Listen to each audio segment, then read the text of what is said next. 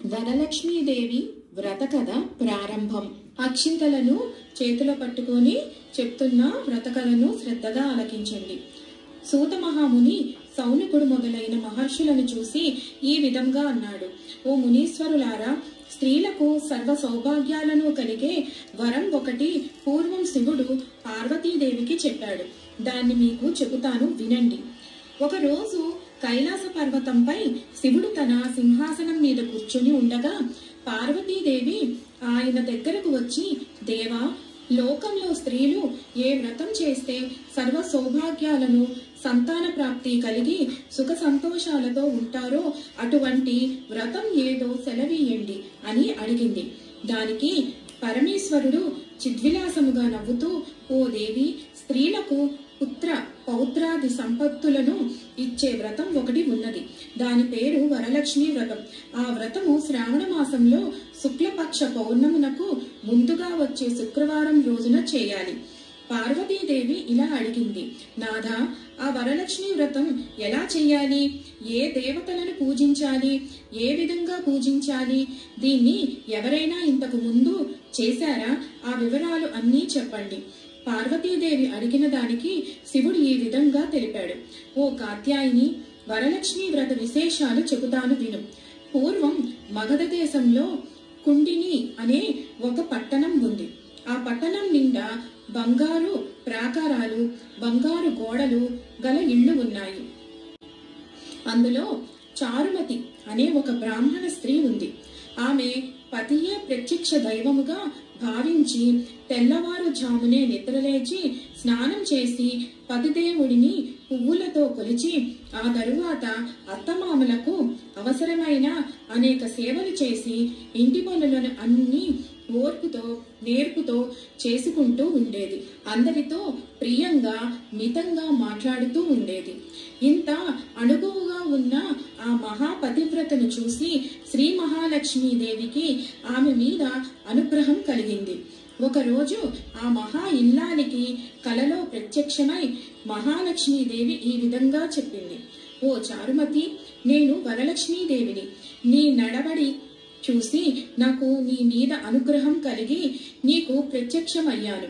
శ్రావణ మాసంలో శుక్లపక్ష పూర్ణిమకు ముందుగా వచ్చే శుక్రవారం రోజు నువ్వు నన్ను పూజిస్తే నీకు కోరిన వరాలు ఇస్తాను అని ప్రత్యక్షమైన అమ్మవారిని చూసి ఎంతో మురిసిపోయిన చారుమతి కలలోనే వరలక్ష్మీదేవికి ప్రదక్షిణ నమస్కారాలు చేసి, నమస్తే సర్వలోకానాం జనన్యే పుణ్యమూర్తయే శరణ్యే ద్వంద్వే విష్ణు వక్షస్థలాలయే అని అనేక విధాలుగా స్తోత్రం చేసింది.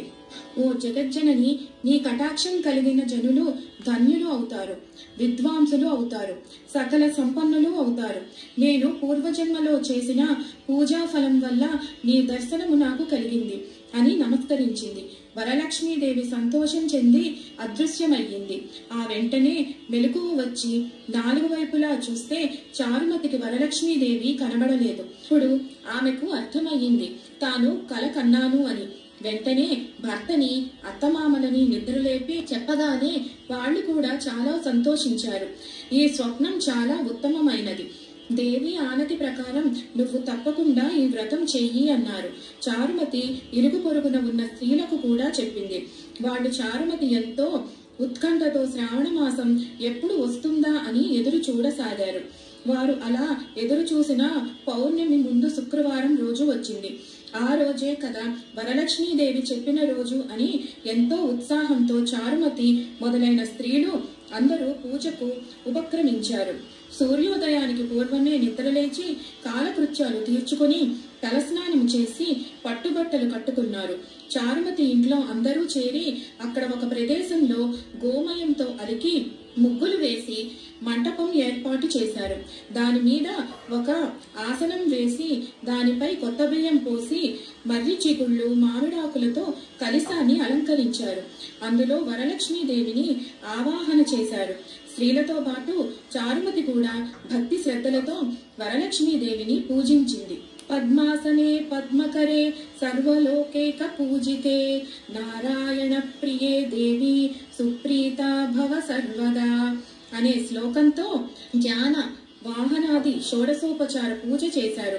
9 సూత్రాలు ఉన్న తోరణాన్ని కుడి చేతికి కట్టుకున్నారు. వరలక్ష్మీదేవికి అనేక రకాలైన పిండి వంటలు చేసి నైవేద్యం సమర్పించారు.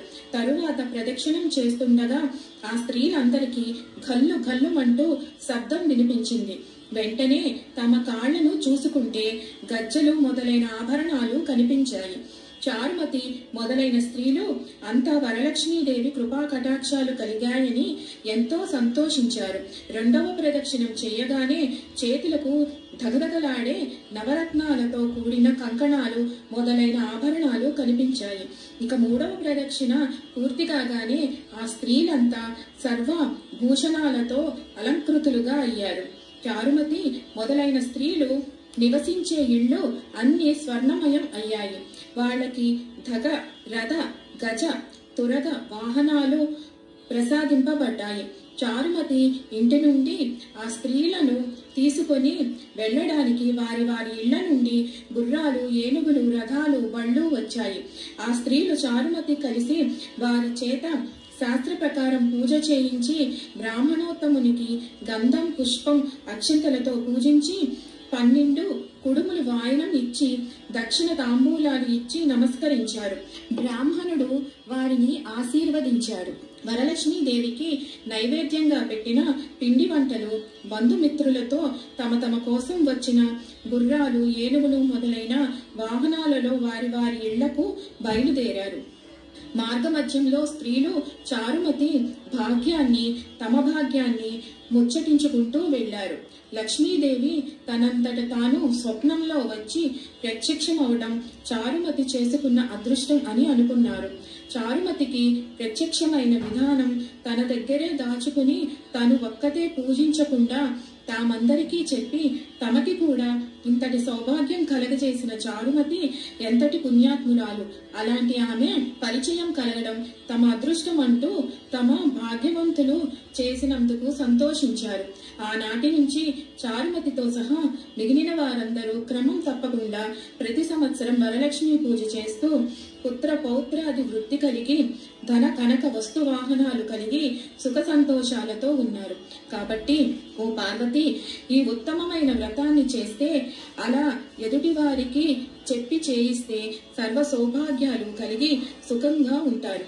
ఈ కథను విన్నవారికి, చదివిన వారికి కూడా వరలక్ష్మీదేవి ప్రసాదం వలన సకల కార్యాలు సిద్ధిస్తాయి అని తెలిపాడు పరమశివుడు. సూత మహాముని, సౌనకుడు మొదలైన వారితో, మునులారా విన్నారుగా, చారుమతి ఎదుటి మనిషికి మంచి కలగాలని కోరుకుంటే అమ్మవారు ఇంకా ప్రసన్నురాలు అయ్యి మీరు కోరుకోకుండానే మీకు మంచి చేస్తుంది అని చెప్పాడు.